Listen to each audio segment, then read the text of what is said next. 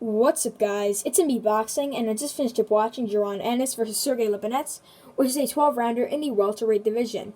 And this fight was Saturday, April 10th, from the Mohegan Sun Arena in Uncasville, Connecticut. And this fight was broadcasted on Showtime. And in this fight, Jaron Ennis dominated through and through.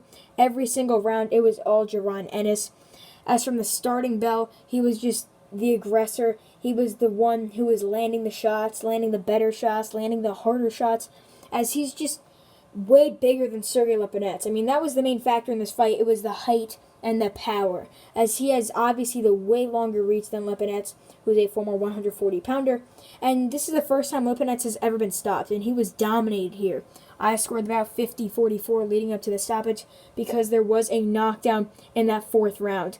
But the reach advantage is really what did it for Ennis. As expected, Ennis did win this fight. I thought that Sergey Lipinets was a little more durable and that he would have probably got dropped but still would have lost a wide unanimous decision. And I thought that Ennis finally would have went past the sixth round. But still, it does not happen, as Jaron Ennis did drop Sergey Lipinets once in the sixth round, and the referee stopped the fight. He hit him once with a beautiful right hook before finishing it with a left hand that sent Sergey Lipinets doing a chicken dance before hitting the floor, and the referee stopped the fight. But I did notice that Jaron Ennis was switching hands throughout the fight, and normally when you switch hands, you get more weak, I guess you could say, and your power is not that good. But it was the same. I mean, he still carries power in both hands, and he looked great here. And although it was sort of a smaller welterweight in Sergey Lipinets, it was still a top 15 welterweight, and this was Jaron Ennis' first ever big win. Because you got to be honest, he's really only faced C and D level competition leading up to this fight. But now he's finally faced a top 15 contender, and now he's definitely in the line to fight for a world title in the next 2 or 3 fights. Possibly even the next fight after beating Lipinets, he could still get a shot at an interim belt or something like that.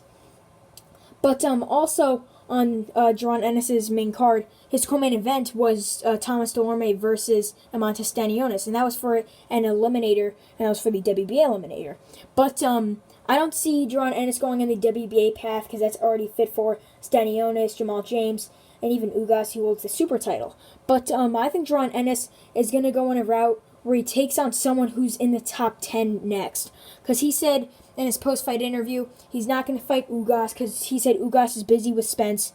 And, yeah, I'm pretty sure he's probably going to want to fight Virgil Ortiz, but I don't see that happening, being that Virgil is with Golden Boy and DAZN, and Jaron Boots Ennis is with PBC and Showtime. So I don't see that happening, but I, for some reason, oddly think that he's going to take on Keith Thurman.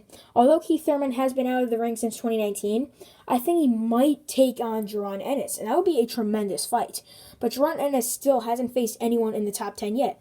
And even though this was a top 15 guy in Sergey Lipinets, and I'm not taking away anything from his performance, he looked great. But still, it was a very small fighter in Lipinets, who's like 5'8", 5'7", around there, and at 147.